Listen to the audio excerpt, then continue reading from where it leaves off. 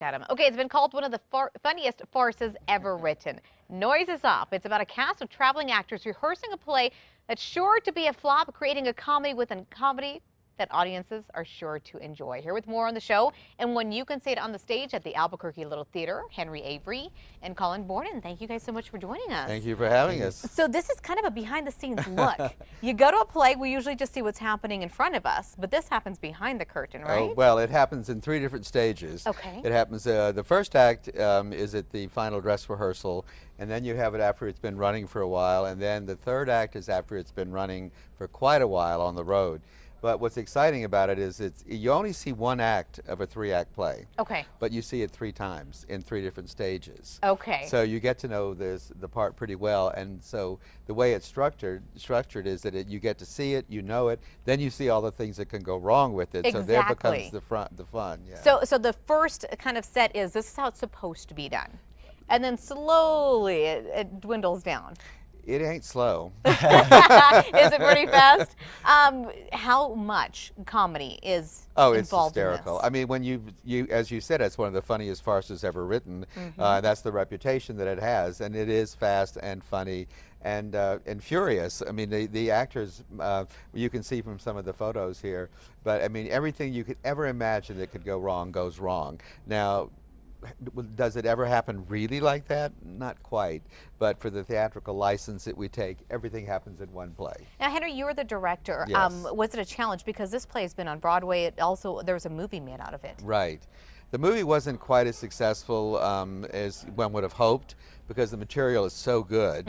But it started out in England. It was originally written there, and then it was on Broadway, and they've had several revivals of it. In fact, there's one scheduled to be happening in New York fairly soon, another revival. Everybody loves this play because it's such a great insight into what everybody would like to see. You get to see it from the front normally. This way you get to see it from the back as well. Exactly what's going on with all the actors. So you mentioned how it really at the end, the last set, they're kind of struggling there. You know, I was reading into it. One of your actors has a little booze problem. You have some people that are forgetting lines and just rambling on. Oh yes, everything that can go wrong goes wrong. Colin, plays one of the principals in it, and I think his part is one of the funniest written parts that you'll ever find in a comedy. Colin, who do you play? I play a character called Gary. Okay. And in the show, he plays another character called Roger.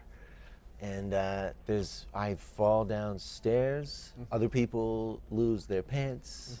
I have lots of bruises. We all have lots of bruises. And this is all stuff that's not supposed to be happening. Well, it's supposed to, not in the play as written. Yes. Right. As it gets really madcap and the stakes kind of keep rising and we keep trying to keep the play going, it just gets worse and worse and worse, and we are tumbling everywhere. It's like a domino effect, a snowball effect, I guess, if you will. Well, I mean, it is a farce, so a lot of the things like the pants falling down, even falling down the steps, are written into the script. For the actors to perform, but then the complications that happen around all of that. But what's challenging for Colin and the other actors is that not only are they creating the actor, but then they're creating the actor playing the part in the play. Oh, wow. So each of them has 2 names. They have the actor name, and then they have the character they're performing. So they're playing back and forth, and you see the pictures of the lady with the bandana who plays the main character, but she's a typical English actress, but then she plays a Cockney in the play. Okay. So she's going back and forth you see between the two 2 actors. accents.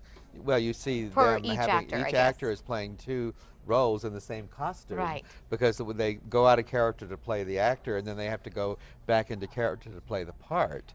Was that tough, Colin? No, not too tough. It's a lot of fun. Yeah.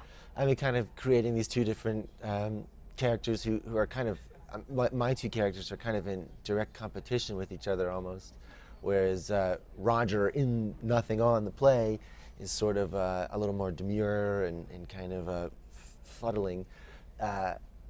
Gary is a little more of a bruiser. I keep saying it's like Gary is kind of Christian Bale and Roger's sort of Hugh Grant. So complete opposites, So if you will. Yeah, you have these 2 guys, yeah. So when It's a lot and of where? fun. It opens tomorrow night, Okay. April 10th, and runs through the 26th at the Albuquerque Little Theatre. If you're not familiar with the theater, you should be. We're in our 85th season. It's one of the most successful and long-running theaters in the country. So we're very proud to have that right here in Albuquerque. The show runs Friday, Saturday, and Sunday matinee. Friday and Saturday evenings. We have a special Thursday performance on the 23rd. So great opportunities to see it. Don't miss it. It is so much fun. Absolutely hilarious. Fabulous cast. It's probably one of the best casts I've worked with as a whole. To have this many, fabulous people working on one show has been a real treat and a real blessing for me. But do you have a second just to say something? Go ahead, go ahead. One of the challenging things for me as a director, and I've been doing this for like 50 years, is the time that I get to go backstage and see what's really happening, because I see everything from the perspective of the audience, and that's what we want it to appear, how we want the audience to see it. But once a show opens, after it's been running a while and I feel like I can kind of get a break, I like to go backstage and just marvel at what all the technicians, the actors, all the people that are working back there that you don't get to see, what they do to make that product work. So this show is written for the audience to get to see that. So they actually get to see you need to all get the out there stuff and that you watch never it. get to see. I want to thank you guys so much for joining us this morning. Crystal. Sounds like a Thank lot you. of fun. Yeah. You bet. And we'll be right back. Stay there.